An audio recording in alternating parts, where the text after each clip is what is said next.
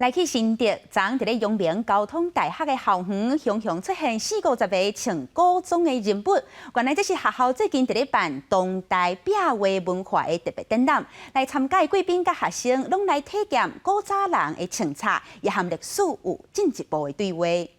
射人先射马，擒贼先擒王。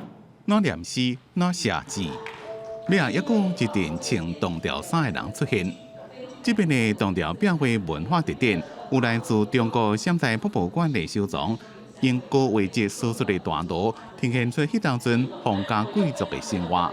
也把一些现在的科技元素能够穿越时空带到1000多年前的一个时空环境里边。除了用快展览内容，也个特别设计和民众体验为唐朝的人物，也个新穿古早衫，面为古早装。配合这次的展览，然后我们就穿了比较是盛唐啊、唐朝比较唐朝的风格，穿上就自己很好看的汉服一起来看展览，真的是非常的开心。让我们的观众朋友就可以真正体验到，当一个画师他站在一个地方在画壁画的时候，或蹲或站或等于跪在那个地方画的时候，是多么样的辛苦。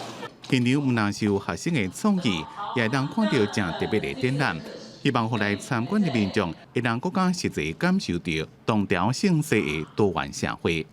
记者综合报道。